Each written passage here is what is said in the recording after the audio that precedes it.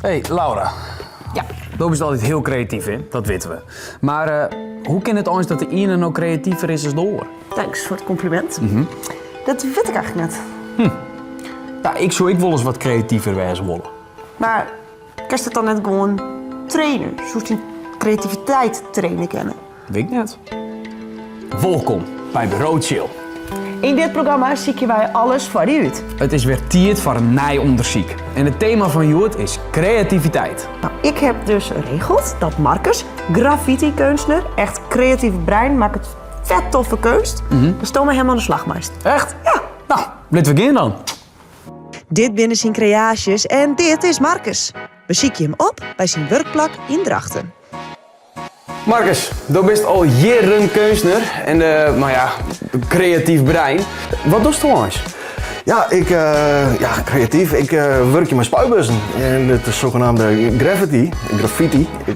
Of graffiti op zijn Engels. Ik vind het mooi om mijn verven en mijn dingen te creëren. En meestal bliert te maken. Dus ik ben al jaren mijn spuitbussen in de war. En daarnaast doe ik airbrush. En sindsdien ik wel protten met de kwast. En wat gaan wij doen, man? Ja, een heel mooi red leeg canvas. Dus daar zorg je weer voor dat er wat kleur op komt. Zullen we dat dan maar even doen? Netjes, hè? Nou, misschien is er iets bij het logo van hem mooi.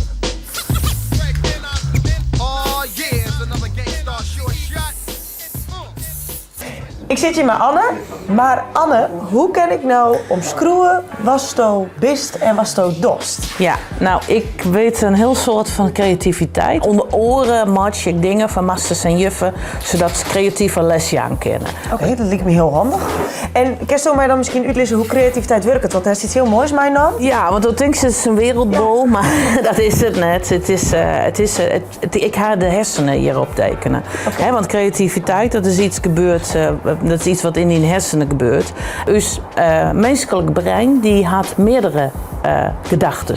Ja. Die kan in lagen denken. En dat komt onder oren omdat we een linker hersenhelft en een rechter hersenhelft hebben. Ja. In die linker hersenhelft daar zit meer de cognitie. Ja, dat is een heel ingewikkeld woord voor kennis. Ja. Voor rijtjes, voor hoe dingen in elkaar zitten. Ja. En de rechter hersenhelft, dat is volle meer die fantasie, die verbeelding. En wat heel erg nieuwsgierig is van creativiteit. Want creativiteit is dingen om elkaar te verbinden. Ja. Die hersenhelften en die hersenlagen, die kunnen dingen om elkaar verbinden. In principe is creativiteit twee dingen die nog nooit verbonden binnen, maar elkaar verbinden. Marcus, hoe vind je dat het gaat? Nou, het gaat al hartstikke goed, boven verwachting Willem. Ja, ik best al een heel lijn. Ja. Ja, je bent er nog net. Er mag dan hier en daar nog wat dingetjes gebeuren, denk ik. Maar wie zit op de goede weg? God, Marcus, hoe krijg je het voor om steeds zulke creatieve ideeën te bedenken? Het is een proces, denk ik. Al gaandeweg, ik denk, oh ja, daar is ook weer een farm in. En dan denk ik, oh, daar kijk dat voor meidje. En ja, zo groeit dat een beetje terwijl ik bezig ben. En dat is mooi te ontdekken. Gewoon biatje met kleuren en vormen. En hoe kan het dan dat de ene bijvoorbeeld creatiever is dan de oren? Werkt dat brein dan ik oors? Of Nou ja, trainen? nee, dat is trainen. Hè? Ja. Fantasie is een spier en die kun je trainen. Ja. En dat moest ik trainen, want hoe vaker dat ze dost, hoe beter dat ze erin wust. Ja. Ze zei ze altijd van de must out of the box thing. Ja. Maar ja, als dat dwaske leeg is, dan kun je al wel... zit er niet in? Ze kunnen direct net uitdenken. Dus er moeten dingen in dat Ja. wasken. En wat zijn nou hele goede dingen om in dat wasken te doen? Dingen best nieuwsgierig van wust. Ja. Hè? Dus best ook nieuwsgierig van wust. Daar een heel soort oor met mij dwaande wees. De allerwichtigste is misschien, denk ik, ook wel van blauwe ben. Hoe volwoksener dat het wust, hoe meer dingen dat het aanleest. Ja. Hoe minder creatief dat het wust. Want er zit heel tijd in die linker hersenhelft. Ja, Chris. Dan is er de kleer, denk ik. Nou, Marcus, Wat vies ervan? Ja, ik vind het een heel mooi ding worden. En dat wordt dan ook wel een echte masterpiece. Een echte masterpiece. Ja, het is, we hebben verschillende termen. Je gaat van toy naar je king.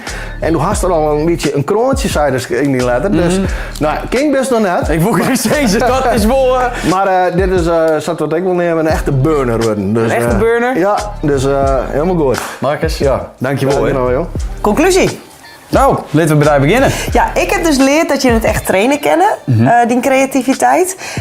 Vooral omdat het laagjes binnen en dat als je maar genoeg in die box stoppen, dat je er dan beter in willen kennen. Ja, dus dan kies ik out of the box denken. Ja. Ah, oké. Nou, ik ben er toch wel achterkomen inderdaad. Ik kom wel een beetje op hetzelfde tel. Je moet er gewoon beginnen. En gaandeweg kom je steeds meer dingen denken. Oh, dit is ik vet om erbij te doen. En Marcus, hè, die neemt het een masterpiece. Dus ik heb er wel vrede mee. Ja. Leuk? Hey, wil zo nog ik wat weten en moeten wij wat voor die onderzoekje? Laat het dan vooral weten terug te mailen naar dit mailadres. En dan zeggen we je weer bij de volgende Bureau Chill. Ja, tot de volgende. Hoi. Hoi.